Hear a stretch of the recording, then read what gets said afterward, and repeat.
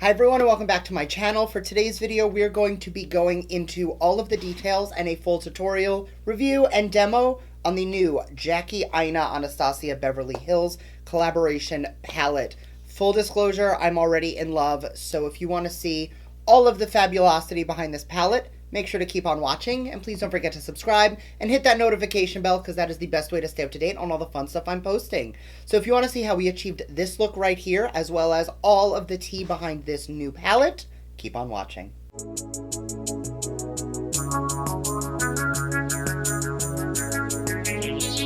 Alright, so first I'm going to go over the details and then we'll jump into the look today. But first thing, this palette just launched from Anastasia on the 15th of the month. Let me know down below, like, do you order things off brand websites, or are you like me and you want to like see it in person and touch it at Sephora before you order it? So I did pick this up in Sephora on launch day, and let me tell you, it is a beautiful palette. So it is the same size, layout, and shape of all of the Anastasia palettes. It is going to be a 14 shade palette. It is going to have a mixture of mattes and shimmers. This one actually also has what I feel is like a pressed glitter, and it is what I have on the lid today, which is super high shine and a beautiful metallic. This palette retails for $45, and that is around the same price point. I know that the typical Anastasia palette is $42, but I know Sultry had that pressed glitter in it, and so did the Alyssa Edwards palette, and both of those were $45. So it's not out of the norm for the palettes to be $45. First thing I'm going to say, the like hollow packaging, it's actually shifting like green and purple crocodile skin. It is beautiful. I think that it is super luxe. This is something that you guys know I'm not really a fan of limited edition items, but when I saw this palette, I saw the packaging and I saw the colors, I had to have it. What I will say, and I do get into this a little bit during the tutorial, is that these colors are so rich. Now, when you go into any of the other Anastasia palettes, I'm gonna grab Prism, because this one had some darker tones in it. The shade right here, Parallel, is very similar to the shade Credit right here, but I will tell you that Credit is so much richer. When I use Parallel, you have to build it up a little more, and it appears on my skin tone, but I can tell that on some deeper complexions, it might not be quite as rich as it was. And that's something I really like about this palette, is it was clearly catered with all skin tones in mind. I know Jackie did go into that in her launch video, and that is awesome, but these colors are universally flattering on all skin tones, skin types, skin shades. I have very cool undertones. I'm very pink, so a lot of times these neutrally warm browns are way too orange on my skin, and I look super like bloodshot eyes. And these colors that I use today, I don't think it looks too warm at all, but it is definitely a warmer look than I typically go for, because I like to stick to my silvers and pinks because it does flatter my skin tone a little more. Now, I personally do not love finger swatches because I don't think it does a palette justice, and there are about 1 million different swatches online of this, so I'm going to insert somebody else's swatches, because I'm also not about digging fingers into palettes just for the sake of showing what the color is. You guys see what the color is. They are beautiful. I'm going to insert some swatches, and then we're going to jump right into the eye look today.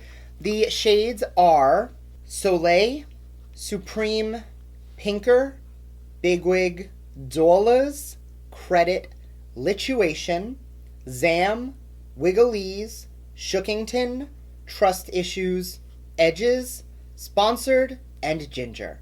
Alright, so those are all the shades. Let's jump into the eye look. Is it bad that I have like no idea what I want to do? Okay, so I'm going to start by taking the shade Ginger up here, and I'm going to dust a little bit of that into the crease and transition area.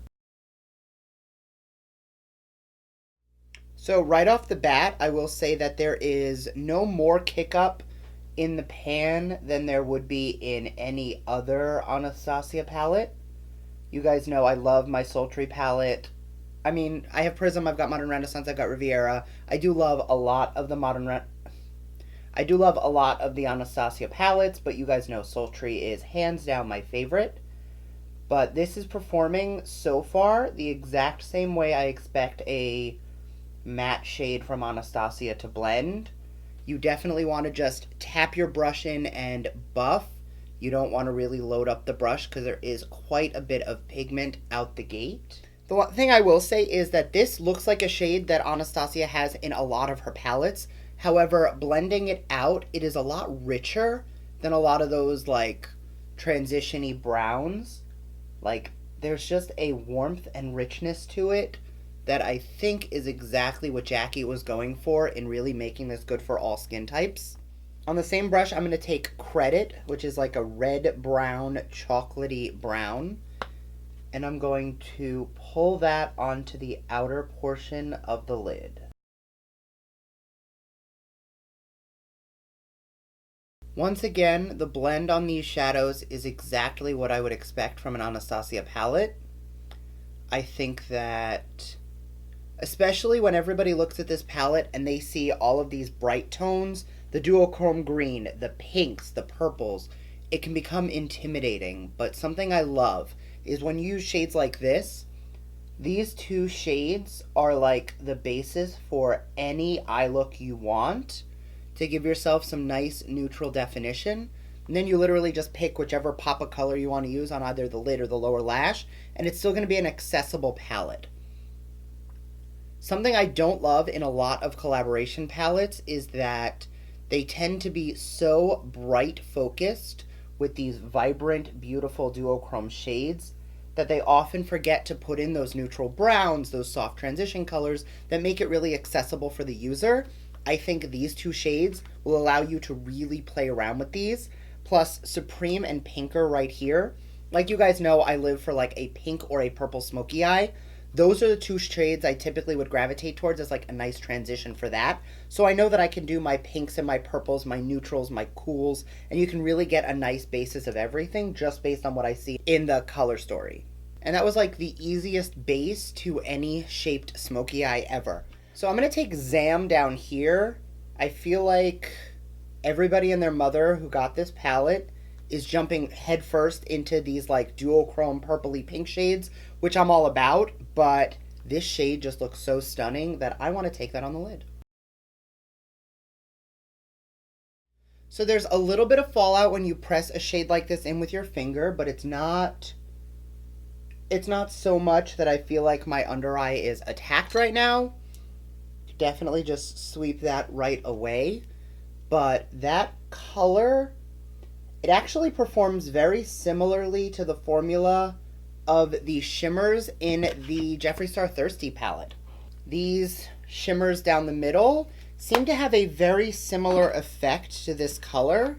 I am going to grab a packing brush just to see if I load this shade up and spray it with a little setting spray, if I'll get a different response. So this shade was definitely recommended to use with your finger, but now that I'm looking at it, I really like the way it is performing with a wet brush instead. So I'm going to go pop that on the other eye and I'll be right back. Next, I'm going to take a tiny bit more of Credit and just really blend out the outer portion of the eye to make it a little smokier. So I'm going to pop a purple liner in the waterline and I'll be right back. On a flat brush, I'm going to take Big Wig, the matte purple, and I'm just going to set down that liner. Then on a soft blending brush, I'm going to take a little bit more of Ginger, and I'm just going to blend that around the purple.